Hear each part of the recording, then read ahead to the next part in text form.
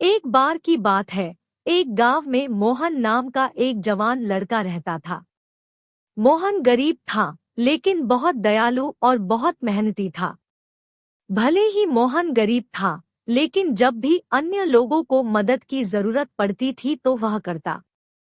मोहन को पेंटिंग करना भी पसंद था और जब भी उन्हें समय मिलता था वे पेंटिंग करते थे।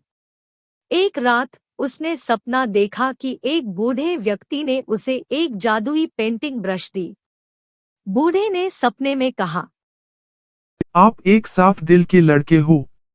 मैं देख रहा हूँ कि आप पेंटिंग करना पसंद करते हैं। यहाँ एक जादुई पेंटिंग ब्रश है। मैं चाहता हूँ कि आप लोगों की मदद के लिए इसका इस्तेमाल करोगे। इसके लिए मुझसे वादा करो। जब मोहन उठा तो उसे अपने बगल में जादुई पेंटिंग ब्रश मिली। मोहन ने कहा, मैंने सोचा था कि यह केवल एक सपना था। उस दिन से जब भी लोगों को मदद की जरूरत होती, मोहन ब्रश का इस्तेमाल करके लोगों की मदद करता। एक दिन लोगों ने मोहन को अपने खेतों में बुलाया और कहा, हमारे कुएं का पानी अब सूख गया है, जिससे फसल भी सूखने लगी है। हमें अपने फसल को पानी देना होगा, नहीं तो वो नष्ट हो जाएंगे। तो मोहन ने उनके लिए एक कुआं का चित्र बनाया। जैसे ही उन्होंने चित्र बनाया, कुआं जादुई रूप से प्रकट हुई और लोग कुएं के पानी से अपने पौधों को पानी देने लगे। एक दिन मोहन ने देखा कि लोग खेत जोतने के लिए संघर्ष कर रहे हैं, इसलिए उन्होंने उनकी मदद के लिए 2 भैंस और एक हल का चित्र बनाया। हर बार जब उसने देखा कि किसी को मदद की जरूरत है, तो उसने अपने जादुई ब्रश का इस्तेमाल किया। जल्द ही बहुत से लोग मोहन और उसके जादुई पेंटिंग ब्रश के बारे में जान गए। कुछ समय बाद एक धनी व्यक्ति ने, जिसको लोग सेठ पन्ना लाल के नाम से जानते थे, जादुई ब्रश के बारे में सुना। उसने कहा, वह जादुई पेंटिंग ब्रश मेरा होगा। और योजना बनाई कि वह इसे कैसे चुराएगा। और सोचा, मैं इतना पैसा कमाऊंगा कि मैं पूरे देश में सबसे अमीर आदमी बनूंगा। अगले दिन उसने मोहन को बुलवाया। सेठ ने कहा, मैं चाहता हूं कि आप आज मेरी गायों की देखभाल करें। आज शाम मैं तुम्हें बहुत सारा पैसे दूंगा। मोहन खुश हुआ और उसने सेठ पन्नालाल की गायों की देखभाल किया।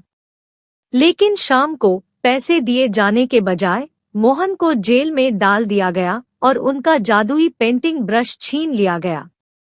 और सेठ पन्नालाल ने सबके सामने झूठ बोला। उसने मेरी एक गाय चुरा ली। यह ब्रश मेरी गाय के बदले में है, भुगतान के रूप में मेरे पास रहेगा।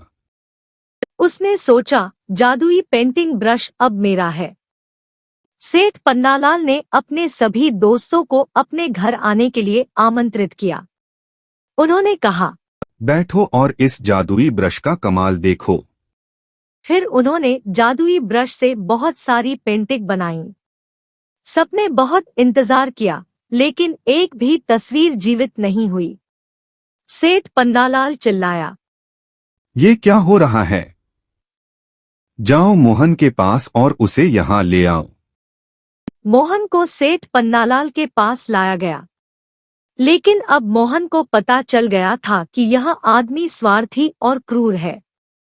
सेठ पन्नालाल ने कहा, यदि आप मेरे लिए कुछ चित्र बनाते हैं और वे जीवित हो जाते हैं, तो मैं आपको बहुत सारे पैसे दूंगा और तुमको आजाद कर दूंगा।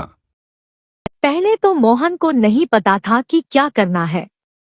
तब उसके पास एक उपाय आया और मोहन ने कहा, हाँ, मैं ऐसा कर सकता हूँ।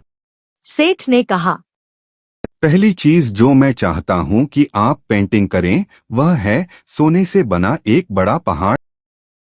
मैं सारा सोना इकट्ठा करना चाहता हूँ। मोहन ने अपना जादुई ब्रश उठाया और एक समुद्र को रंग दिया। इससे सेठ नाराज हो गया। तुमने समुद्र को क्यों बनाया? मुझे समुद्र नहीं चाहिए।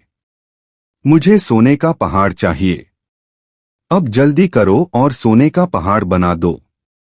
तब मोहन ने समुद्र के दूसरी ओर सोने से बने एक पहाड़ को चित्रित किया। मोहन ने कहा, आपको वहां पहुंचने के लिए समुद्र पार करना होगा। सेठ पन्नालाल ने कहा, फिर जल्दी से एक बड़े जहाज बना दो ताकि मैं समुद्र पार कर सकूं। मोहन मुस्कुराया और एक बड़ा जहाज बनाया। जैसे ही जहाज बना, सेठ पन्नालाल जहाज में कूद गया। जल्दी से उसका परिवार और दोस्त भी जहाज में कूद पड़े और वे सोने के पहाड़ की तरफ भाग गए। मोहन ने उन्हें ध्यान से देखा। उसने तब तक इंतजार किया जब तक जहाज समुद्र के बीच में नहीं चला गया। फिर उसने एक बड़ी लहर को बनाया। लहर जहाज की ओर बढ़ने लगी। जब जहाज किनारे के करीब था तो लहर ने जहाज को ढक दिया और जहाज के सैकड़ों टुकड़े कर दिए और किनारे तक बहाकर छोड़ दिया। उसके बाद मोहन खुशी से रहने लगा। उसके पास खाने के लिए पर्याप्त खाना था। जरूरत पड़ने पर उन्होंने लोगों की मदद की और उन्होंने जितने चाहे उतने चित्र बनाए। कभी कभी वह समुद्र के उस पार सोने के बने पहाड़ को देखता। वहां कभी कोई नहीं गया क्योंकि वहां सोने के अलावा कुछ भी नहीं था, केवल जहाज के टूटे हुए टुकड़े और एक बहुत क्रोधित अमीर आदमी, उसका परिवार और उसके सभी दोस्त को छोड़कर। हमें कहानी से यह शिक्षा मिलती है कि हमें कभी दूसरों के चीजों पर लालच नहीं करना चाहिए। जो हमारे पास है उसी में हमें खुश रहना चाहिए। ऐसे ही मजेदार कहानियां देखने के लिए आप हमारे चैनल को लाइक करें, सब्सक्राइब करें और अपने दोस्तों और फैमिली के साथ शेयर करें और बेल आइकॉन को दबाना न भूलें।